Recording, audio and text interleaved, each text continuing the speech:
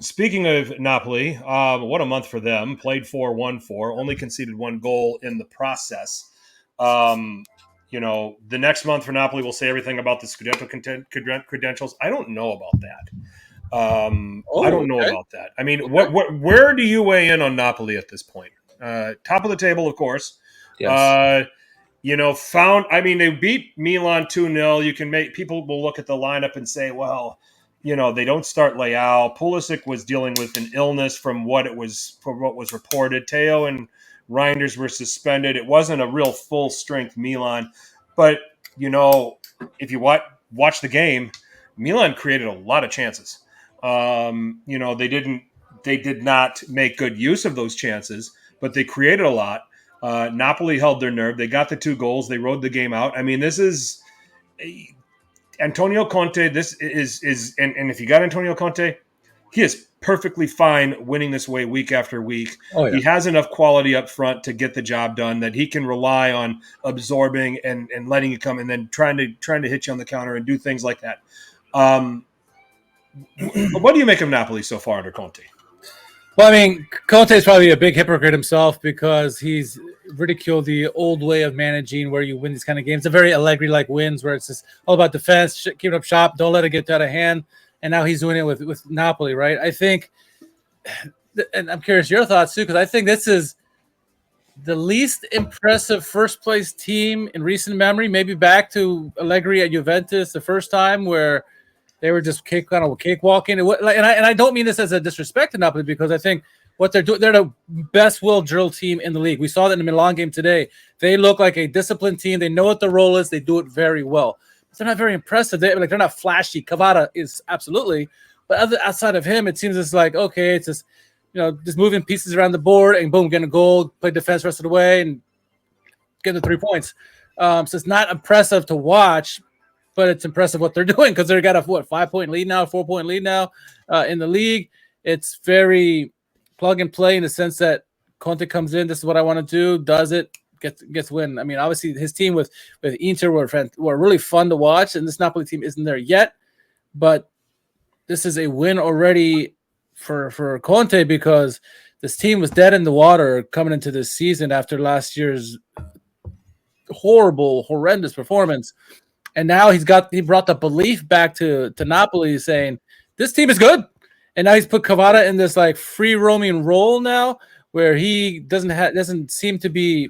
Last year, he was able to be boxed out almost and say, okay, we're going to put you over here. You're not going to bother us in the game. Now he can roam around and he can stay open no matter what. And then he creates chances like the second goal today for Napoli where he got the wonderful goal past Magnon. So it's impressive, but not impressive. Like optics wise, it's very almost Bologna-esque from last season where they get the results. It isn't pretty necessarily, but they get walk away 3 points and they keep continuing to progress up the table. But yeah, I don't know. What are your thoughts on how they're winning? Well, they're doing what I expect them to do because I Yeah, picked them to win the Scudetto.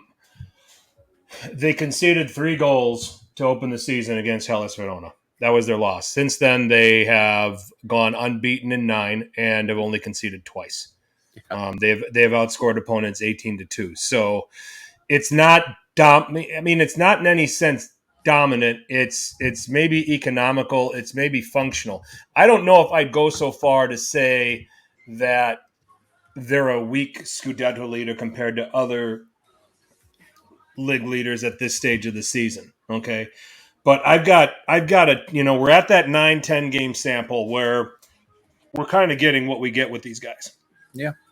And we talked about how historic Inter was last season. Okay. So 9-game form, okay, where you accumulate 25 points. All right. You do that, you're going to be over 100. I mean, if you can continue that form the rest of the way, you're going over 100. Okay, and you're going to be up there. You're going to be up there with some of the better teams in the history, just in terms of performance and how you did in the table. Are they going to care about how they get there? No, absolutely not. Okay, but when you take a look at Giovanni Di Lorenzo is having a rebirth all of a sudden under Antonio Conte. Alessandro Buongiorno was the defender that last year's Napoli desperately missed. Yeah. Okay, Amir Rahmani is learning how to play good defensive football under Antonio Conte. I don't think they suffer too much with Lobotka absent, because Conte will be smart enough to make this make what he does a division of labor. To quote Mike Tomlin, if somebody goes down, it's not necessarily a guy just coming in and completely replacing you. It's now a division of labor of that player's role. So Anguissa takes on some of it. Gilmore takes on some of it. McTominay takes on some of it. Okay. And, where it's more shared. And I think that will function just fine for what Napoli's task is this season, just playing once a week.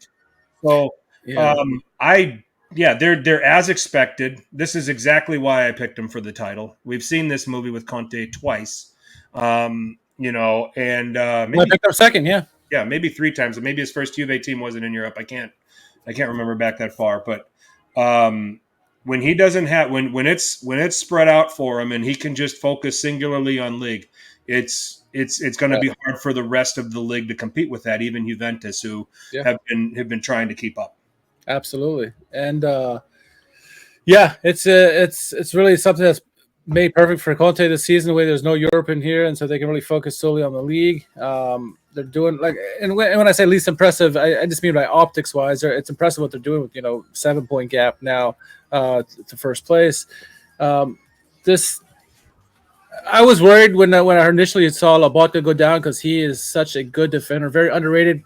One of the better players of last season, for Napoli, a team that struggled so mightily. He was one of the bright spots for them, and he goes down, arguably in his prime, and who's going to step up? But like you said, it's a shared spreading of the responsibilities between Anguissa, who's always there, Gilmore, who's playing well, McTominay's playing well.